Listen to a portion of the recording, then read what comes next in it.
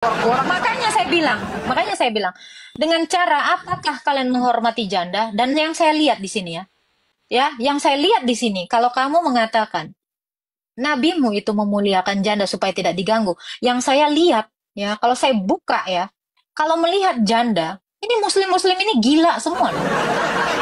Rata-rata melecehkan loh. Nih terutama yang di bawah-bawah ini, ini banyak sekali yang melecehkan janda. Kalau misalnya ada teman saya naik di sini janda, malah mereka ini menistakan atau menghina janda-janda ini.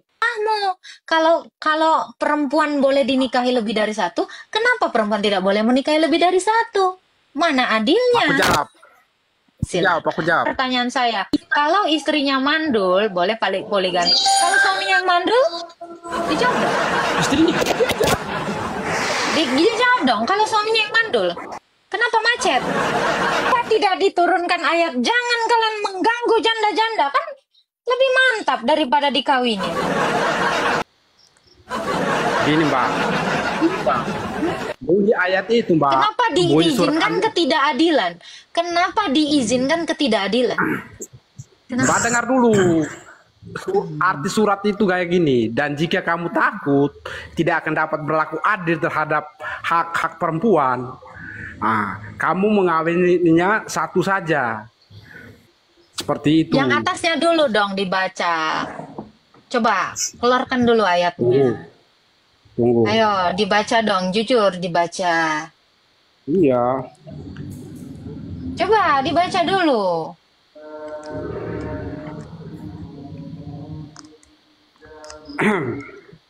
Tapi paham ya dengan logika ya Pak Japar dan Pak Samuel ya.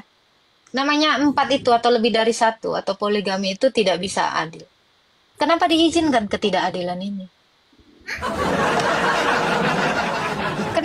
Kenapa diizinkan ketidakadilan ini? Poligami ini kenapa diizinkan? Tapi poinnya kan udah diatur, Mbak.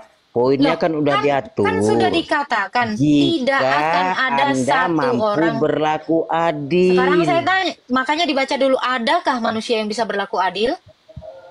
Gak ada. Kenapa diizinkan ketidakadilan? Kalau memang tidak mampu berlaku adil, berarti mereka melanggar. Iya, makanya itu baca An-Nisa 34 sampai 36. Di ayat terakhirnya itu dikatakan tidak ada ayatnya. Ada ayatnya, kamu cek di Quranmu. Tidak ada satu orang pun yang bisa adil. Paham saya. Oke. Tidak ada satu orang pun yang bisa. Ada yang melakukan. Dengar. Tidak ada satu orang pun yang bisa melakukan keadilan. Ingat, ini ada ayatnya. Kalian cari. Kalian harus cross check sendiri di kitab kalian. Tidak ada satu orang pun yang bisa berlaku adil dalam poligami. Lalu kenapa ketidakadilan itu diizinkan? Itu pertanyaan saya. Kenapa diizinkan ketidakadilan bagi manusia? Mbak gini Mbak. Itu Islam menawarkan solusi, Mbak. Menawarkan solusi. Bukan. Solusi apa? Gini Bang. Solusi gini, Bang. apa? Ya. Abang. Mbak gini. Surat An-Nisa itu turun karena bangsa Arab itu banyak budak-budaknya, dan mereka punya perempuan itu banyak, bukan cuma 3-4 orang, lebih dari itu, bisa 20 orang, bisa 10 orang budak-budaknya itu. Suka-suka mereka seperti itu, makanya Allah tawarin itu untuk bangsa itu ya. Gini, surat itu turun karena perbuatan gara-gara orang Arab zaman dulu seperti itu, budak-budaknya banyak kali. Bisa nikah 20 orang, 10 orang, seperti itu suka-suka mereka. Yang saya tanya, kenapa ketidakadilan diizinkan? Ketidakadilan di mana? Saya jawab ini. Masa Tuhan yang kasih tidak adil, Pak? Sekarang saya tanya, ada tidak manusia yang bisa berlaku adil terhadap istrinya? Pak, itu kan solusi dari Tuhan, Pak. Saya tanya, ada tidak satu manusia pun kalau Mbak yang bisa berlaku begitu, adil dalam poligami? Yang berlaku adil dalam poligami cuma Rasulullah. Oke, lalu bagaimana dengan At-Tahrim ayat 1 sampai 5? Ayat apa lagi? Ayat apa? Coba makanya kamu harus baca dulu yang lain. Kalau kamu mengatakan nabimu itu yang adalah satu-satunya yang adil, bagaimana dengan At-Tahrim ayat 1 sampai 5?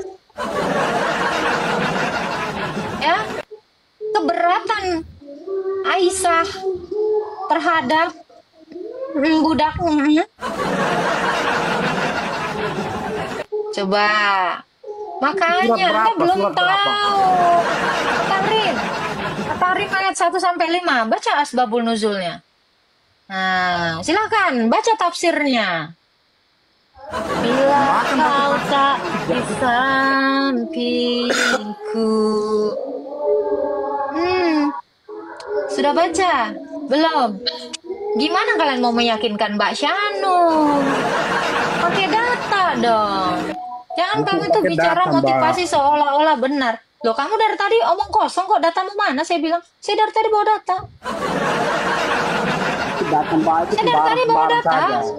Ya, kamu baca An-Nisa ayat 4. Ya, kamu baca At-Tahrim ayat 1 sampai 5 asbabnya. Anissa. Boleh. Aku jelas Anissa dulu, Mbak. Aku jelas Anissa dulu ya. Tadi kan Anissa. Nanti itu yang itu dulu. Anissa itu kan gini, bangsa Arab itu kan seperti tadi, nikahnya banyak, perempuannya budaknya banyak kali. Di situ ayat itu turun, jika engkau tidak berlaku adil, engkau takut berlaku adil, akan tetapi maka kok berlaku adil? Berlaku adil kok takut sih?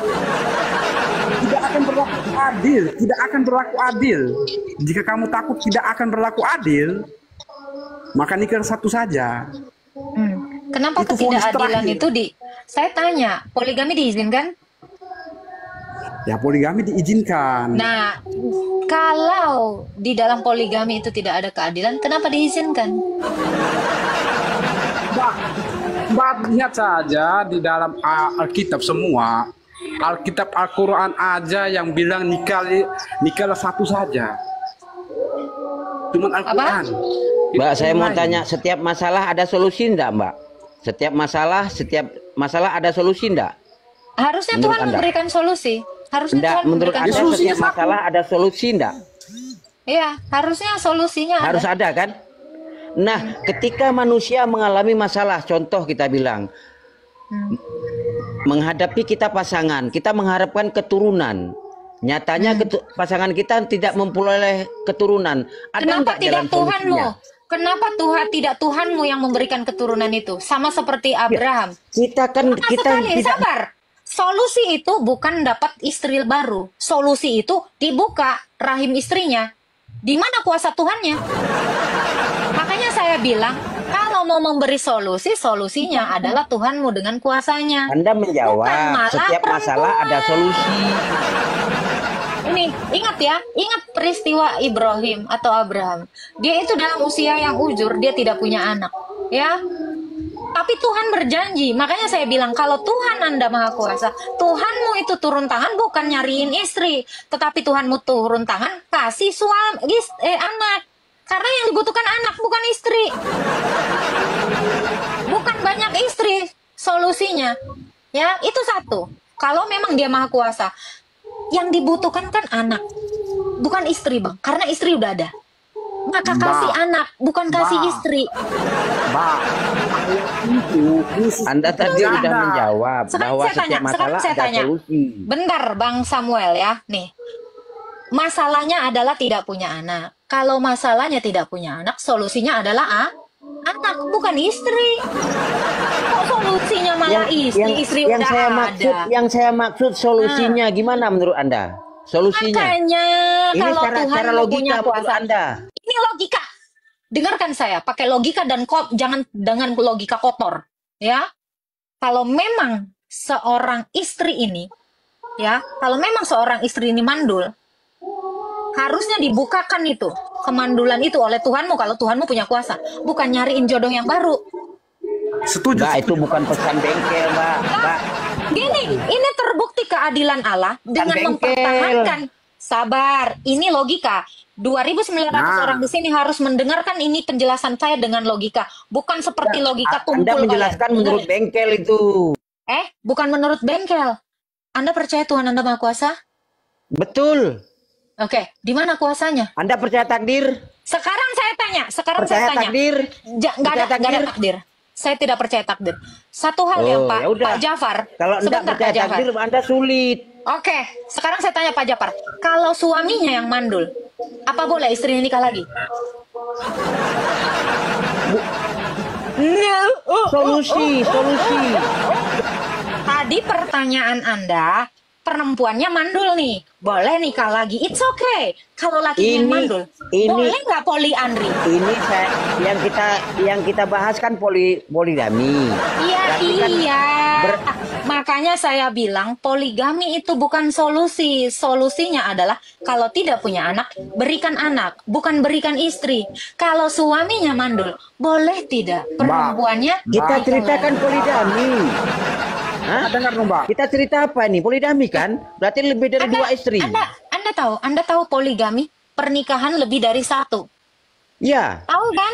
Pernikahan lebih dari satu. Kalau ini makanya saya tanya, bisa tidak sesembahanmu menjawab atau memberikan solusi? Kalau laki-lakinya mandul, solusi apa sih kira-kira Mbak, yang bisa diberikan ukuran Tuhan Anda? hubungan kita sama Tuhan itu tadi Dijawab dong. Solusi kan apa sekarang yang bisa online diberikan? sampai bukan Dengar, kalian jangan dua orang gini dong nyerang saya satu wanita. Oke, dengar? Dengar? Ya kita kan diskusi. Oke. Jafar, kamu pikirkan dulu jawabanmu. Sekarang saya tanya Samuel. Kamu diam dulu, Jafar. Namamu ini menyebalkan. Oke, Sebab siap. mantan saya namanya Jafar. Siap, Mbak Tanti. Kan tadi kondisinya adalah istrinya mandul, ya. Terus katanya solusinya adalah tambah istri. Kalau istrinya mandul, solusinya tambah istri. Kalau suaminya mandul, solusinya apa kira-kira? Kan poligami itu namanya poligami. Diam Kalau dulu nanti kau Jafar. Apa Mbak. solusi Tuhanmu?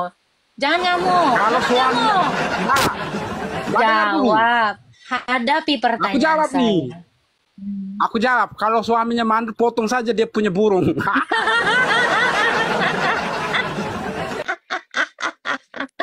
Ini kan solusi dari Tuhanmu atau kamu menjawab serampangan? Dia tidak mampu menjawab. Itu bukan solusi, ya. Masa burung yang udah ada dipotong habis? Gimana sih kamu mau?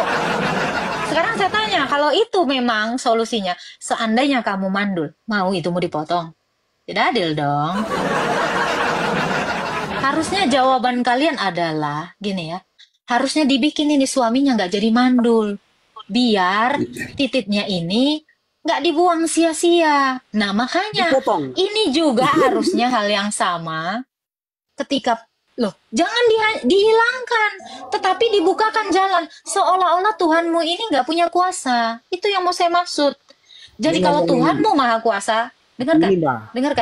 dengarkan saya. Kalian jangan, ini dua orang loh, kalian ini nggak sabaran banget.